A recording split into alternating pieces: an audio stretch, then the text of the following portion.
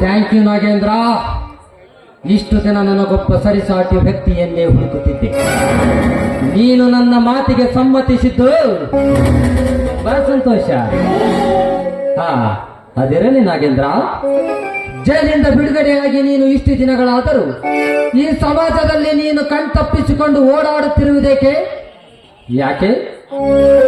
ನಿನಗೆ ಹಳೆ ಶತ್ರುಗಳ ಭಯವೇ? ಭಯ? ನನಗೆ ಭಯ? ನನ್ನ ಇಷ್ಟ ನಿನಗಿನ್ನು ಸರಿಯಾಗಿ ಗೊತ್ತಿಲ್ಲ ಅಂತ ಕಾಣ್ತದೆ ವಿಕ್ರಮ್. ಒಂದು ಕಾಲದಲ್ಲಿ ಈ ರೌಡಿ ನಾಗೇಂದ್ರ ಹೆಸರು ಕೇಳಿದರೆ ಸಾಕು, ನನ್ನ ವೈರಿಗಳೆಲ್ಲ ಎದೆಯಲ್ಲಿ ಭೂಕಂಪವಾದಂತೆ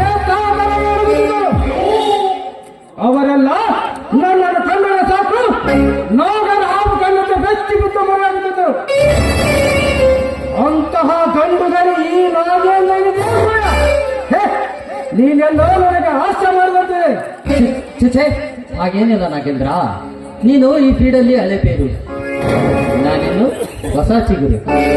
ಚಿಗುರು ತಾನು ಚೆನ್ನಾಗಿದ್ದೇನೆಂದು ಹಳೆಬೇರಿಗೆ ಅವಮಾನಿಸಲಾಗಿದೆ, ಸಾಧ್ಯವಿಲ್ಲ. ಅಂದಾಗೆ ಮುಂದಿನ ಯೋಜನೆಗಳ ಸರಪಳಿಯಲ್ಲಿ ಸಿಕ್ಕು ಬಂದಿಯಾಗಿದೆ. ಬಂದಿಯಾಗುವುದು ಸೂಕ್ತವೋ ಅಥವಾ ಬಿಡುಗಡೆಗೊಳಿಸಿ ಕಾರ್ಯರೂಪ ಕಳಿಸುವುದು ಸೂಕ್ತವೋ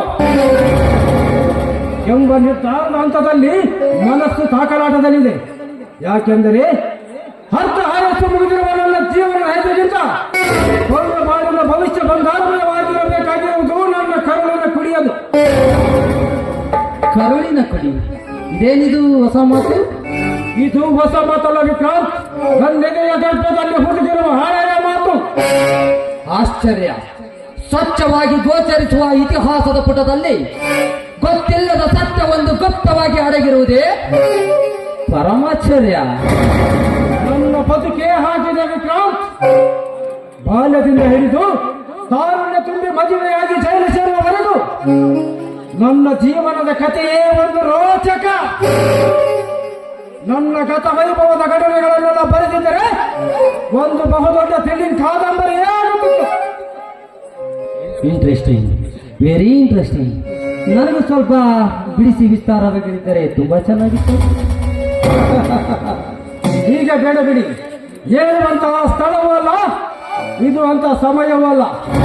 ಇನ್ನೊಂದು ಭೇಟಿಯಾದಾಗ ಸವಿಸ್ತಾರವಾಗಿ ಹೇಳ್ತೇನೆ. ಯಾಕೆಂದರೆ ನನ್ನ ಕೆಲವೊಂದು ಶತ್ರುಗಳು ಗುಪ್ತವಾಗಿ ನನ್ನ ಮೇಲೆ ಕಣ್ಣಿಟ್ಟಿದ್ದಾರೆ.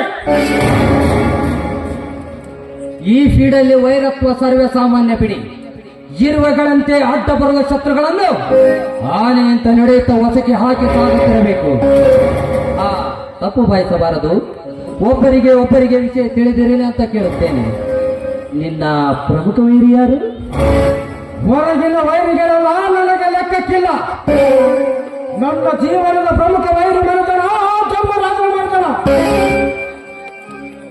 ಅವನು ಮಸಣ ಸೇರಿದರು. ಅವನ ತಮ್ಮ ಈ ಊರಿನಲ್ಲಿ ರಾಜನೆಂದು ಬರೆಯುತ್ತಿದ್ದಾನೆ. ಅವನಿಗೊಂದು ಗತಿ ಕಾಣಿಸುವುದೇ ನನ್ನ ಗುರಿ. ನಮ್ಮಿಬ್ಬರದು ಒಂದೇ ಗುರಿ. ಮಿತ್ರನ ಶತ್ರುವೇ ನನ್ನ ಶತ್ರುವೆಂದು ಭಾವಿಸುತ್ತೇನೆ. ಈ ವಿಷಯದಲ್ಲಿ ಯಾವತ್ತಿಗೂ ನಿನಗೆ ನನ್ನ ಬೆಂಬಲವಿರುತ್ತದೆ. ಯಾಕೆ ವಿಕ್ರಾಂತ್, ಆ ಅಮರನಾಥ್ ಮೇಲೆ ಬಹು ದ್ವೇಷವಿದ್ದಂತಿದೆ. ನಿನಗೂ ಮತ್ತು ಅವರ ನಡುವೆ ಏನಾದರೂ ವೈಷಮ್ಯ? ಸಾಕಷ್ಟಿದೆ.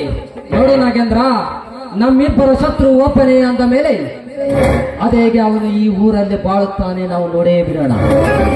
ನಾವು ಬಿಡುವ ಒಂದೊಂದು ಕುಟಿಲೋಪಾಯದ ಬಾಣಕ್ಕೆ ಅವನ ಸಾಮ್ರಾಜ್ಯ ಕುಸಿದು ಕೊನೆಗೊಂದು ದಿನ ನಮ್ಮೆದುರಲ್ಲಿ ಶರಣಾಗತಿಯಾಗಲೇಬೇಕು. ಇದು ಶತಸಿದ್ಧ.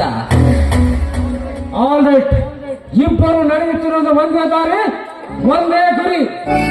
ನಾನಿನ್ನು ಬರ್ತೇನೆ. ಓಕೆ, ಬಾಯ್.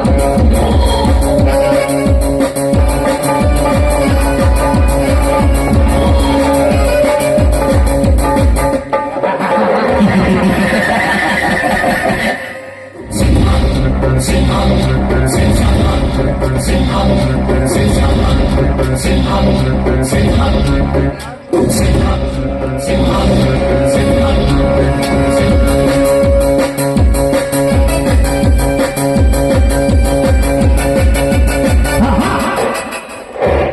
ಒಂದೇ ದಾರಿ ಒಂದೇ ಗುರಿ. ನಾಗೇಂದ್ರ, ನಿನ್ನ ಕಣ್ಣಿಗೆ ಗೋಚರಿಸುವುದು ನಮ್ಮಿಬ್ಬರದು ಒಂದೇ ಗುರಿ. ಆದರೂ ನಿನಗೆ ಗೊತ್ತಾಗದ ನನ್ನ ಅಗೋಚರ ದಾರಿಗಳು ಸಾಕಷ್ಟಿವೆ. ಅದನ್ನು ತಿಳಿಯುವುದು ನಿನಗೆ ಈ ಜನ್ಮದಲ್ಲೇ ಸಾಧ್ಯವಿಲ್ಲ. ನೀನಷ್ಟು ಜಾಣನೂ ಅಲ್ಲ. ನಾಗೇಂದ್ರ, ಆ ಅಮರನಾಥನ ವಿರುದ್ಧ ಹಲ್ಲು ಮಸೆಯುವ ನಿನ್ನನ್ನೇ ವಜ್ರಾಯುಧವನ್ನಾಗಿ ಉಪಯೋಗಿಸಿ ಆ ಮರ್ಯಾದೆ ಬೆಂದಿರವೆಂಬ ಮನೆತನವನ್ನೇ ಸ್ಮಶಾನ ಮಾಡಲು ಸಂಚು ಹೂಡಿದ್ದಾನೆ ಈ ವಿಕ್ರಮ್.